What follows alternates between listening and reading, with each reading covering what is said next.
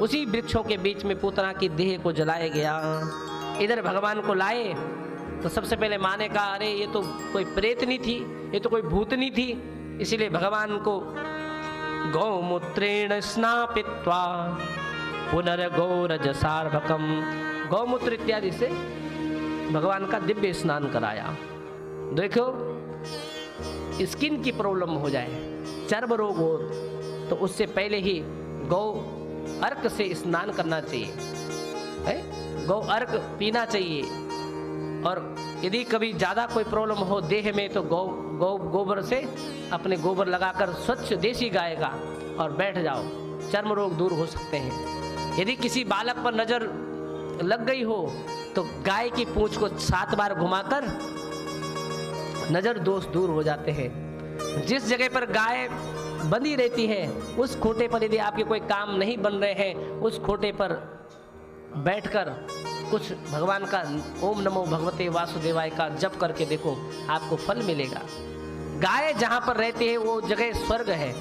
गाय में इतनी महत्ता है कि यदि आपका बीपी बढ़ रहा है तो गाय के ऊपर वाले भाग से, कंधे से यहाँ से लेकर और पीछे वाले भाग तक आप उसके कई बार उसके हाथ फेरो, आपका blood sugar, blood pressure down होने लगेगा।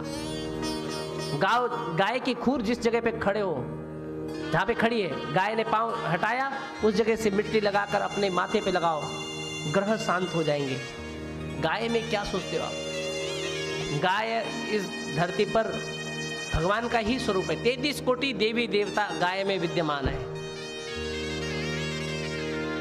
अब देखो मंदिर में हम घंटी बजाते हैं तो वो घंटी कहाँ से ली हम लोगों ने? गाय के गले से। पहले गाय के गले में घंटी होती थी क्योंकि स्वयं भगवान का स्वरूप है वो, सभी देवी देवता उसमें प्रतिष्ठित है। तो गाय की घंटी से हमने घंटी बना दी, टन बजा दिया। और देखो जरा अब जो चंवर डुलाते हैं भगवान को, तो देखो गाय की पूंछ ही चंवर है, स्वयं भगवान का स्वरूप है वो। सारे देवता उसी गाय में प्रतिष्ठित होते हैं।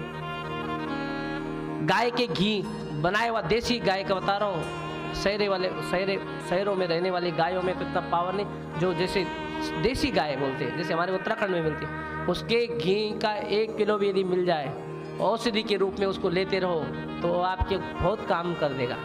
जिसके सर दर्द ज़्यादा रहते हैं, माइग्रेन इत्यादि, और देसी गाय का वो जो घी है उसको नाक इत्यादि में लगाओ जरा, तो औषधि भी है गाय में। और वहीं पर जहाँ पर गाय खड़ी रहती है वहाँ पर बैठकर ओम नमो भगवते गा लिया तो समझो आपका काम तुरंत होने वाला है। गाय को चारा देने से ग्रह शांत हो जाते हैं। गाय की परिक्रमा करने से देवी देवताओं की परिक्रमा हो जाती है। इसलिए माँ ने सबसे पहले गौमूत्रेण, गाय के अर्क से भगवान कृष्ण को स्नान करवाया पंचगव्य से। और फिर पूतना का भी यहाँ पर उद्धार हुआ।